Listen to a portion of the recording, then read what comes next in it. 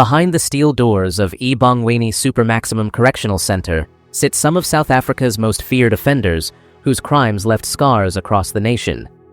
The first inmate on our list is Thozamile Taki, a man whose crimes earned him one of the most chilling nicknames in South African criminal history, the Sugarcane Killer. But how did he earn that name? Before he became a serial killer, Thozamile Taki was a seemingly ordinary man living in rural KwaZulu-Natal. He worked in modest jobs and moved quietly among his community. No signs that he would become one of South Africa's deadliest criminals. Between 2005 and 2007, Taki systematically lured 13 young women, aged roughly 18 to 25, under false pretenses, promising them work or financial opportunities. Once he had them alone, he attacked them, robbed them, and ultimately murdering them. The horror of his crimes was amplified by the locations where he left the bodies. Many were found in sugarcane plantations in KwaZulu-Natal.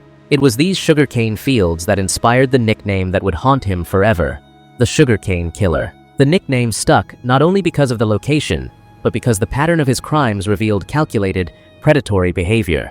This was no one-off act of rage. It was a methodical series of murders targeting vulnerable women. Police investigations quickly focused on Taki after patterns emerged connecting the disappearances and locations of the bodies. Authorities pieced together forensic evidence, witness accounts, and timelines that pointed directly to him. Taki's methods were deliberate. He would isolate his victims and leave their bodies in remote fields. Detectives described his crimes as extremely methodical and premeditated, showing a level of planning that made him highly dangerous. The case shocked South Africans. Communities across KwaZulu-Natal and the Eastern Cape were left fearing for the safety of young women. When the case went to court, it drew nationwide attention.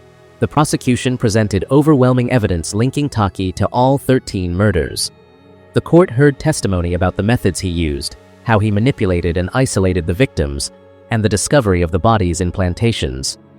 In 2011, the court delivered a historic verdict: 13 life sentences for murder and 208 additional years.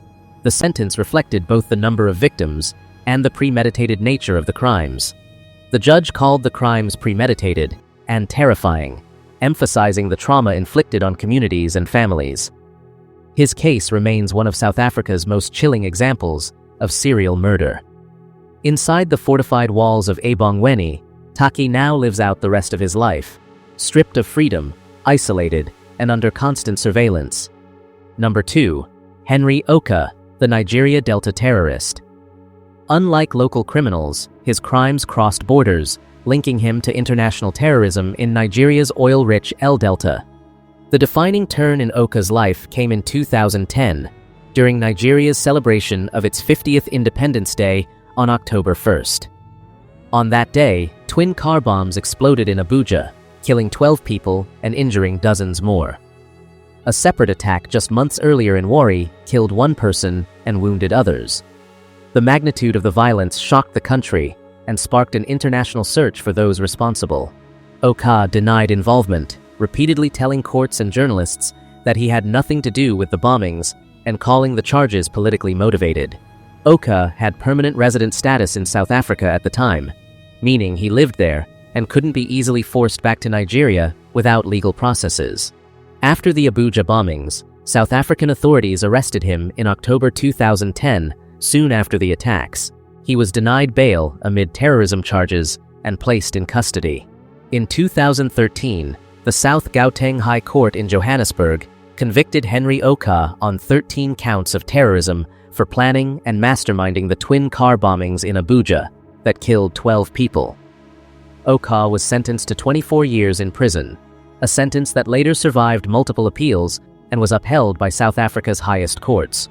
South African law allowed the trial because their Anti-Terrorism Act gives the country extraterritorial jurisdiction, meaning they can prosecute terrorism suspects even for crimes committed outside their borders. Throughout the process, Okah has maintained his innocence and argued that the South African courts lacked proper jurisdiction, claiming his trial should have been in an international tribunal instead. After his conviction, Okah was transferred to Ebongweni Supermaximum Correctional Center, the same high-security institution where other highly dangerous offenders are kept under strict isolation. Okah's actions and the judgments against him placed him among the group of prisoners considered dangerous enough to warrant South Africa's highest level of incarceration. Number 3. George Thomas, the Cape Flats underworld boss. One of the most infamous names in Cape Town's criminal underworld is George Thomas, better known by his nickname Geweld, which means violence in Afrikaans. George Thomas grew up in Cape Town, a city long troubled by gang activity, poverty, and limited opportunities. From an early age, he became involved with local gangs, learning the rules, hierarchies, and networks that would later define his rise. By the time he reached adulthood, Thomas was recognized as a powerful and feared gang leader. His crimes spanned years of armed robbery, murder, and organized gang activity. He was involved in violent turf wars that left numerous rivals dead. His name became synonymous with fear in Cape Town neighborhoods. He maintained influence even while behind bars, coordinating criminal activities through loyal associates. Unlike serial killers or terrorists, his power came not from a single act of horror, but from a lifetime of violent leadership and domination in the gang world. Law enforcement eventually built a case against Thomas through years of surveillance, witness testimony, and collaboration with community policing units. He was arrested and tried for multiple violent crimes, including murder and organized crime activities. George Geweld Thomas was convicted on 52 charges including murder, drug trafficking, illegal possession of firearms and ammunition, racketeering and gang-related activities, and extortion. He received 175 years and 7 life sentences. Thomas was held at Ebongweni Correctional Center, where inmates spend 23 hours a day locked behind solid metal doors and are never unshackled when they leave their cells. In August 2024, Correctional Services Minister Peter Groenewald intervened to block Thomas's transfer to Helderstrom Prison in the Western Cape, keeping him in Ebongweni following an outcry from community leaders who feared the danger his presence would pose to local communities. He remains one of South Africa's most feared and closely monitored prisoners, sharing the Supermax prison with the likes of Thozamile Taki, Henry Okah, among others deadly criminals. Number 4. Mzukisi Ndamase, the Lusikisiki massacre mastermind. A man currently serving a life sentence who became entangled in one of the country's most shocking mass killing investigations. Before becoming central to one of the most horrifying investigations in recent memory, Mzukisi Ndamase was already a convicted murderer and robber. He was sentenced in 2007 to life imprisonment, plus an additional 15 years for murder and robbery with aggravating circumstances. This meant he was already serving a long-term sentence in Ebongweni Supermaximum Correctional Center, designed to hold inmates deemed highly dangerous. For years, he remained incarcerated under those strict conditions. But on the 28th of September 2024, something horrifying happened in Nobozana village near Lusikisiki in the Eastern Cape. Gunmen opened fire on people at 2 neighboring homesteads. 18 people, including men and women, were killed in what became known as the Lusikisiki massacre. The violence was sudden, brutal, and senseless, and it sent shockwaves across South Africa. In a startling turn, prosecutors alleged that Mzukisi Ndamase orchestrated the massacre while still in prison. Court documents show that, although already incarcerated for murder and robbery, he was charged as the mastermind behind the killing of 18 people. He was arrested at his prison facility to face the new charges.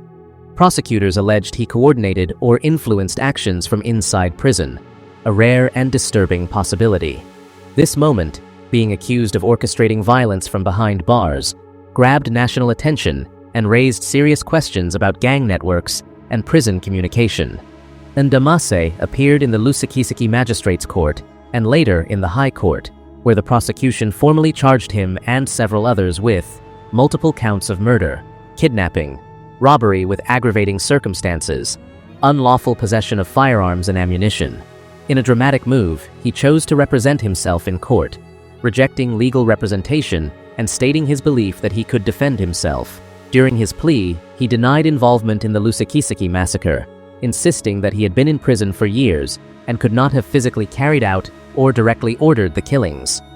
The case was set for a lengthy trial, with weeks reserved to hear evidence from both the prosecution and defense.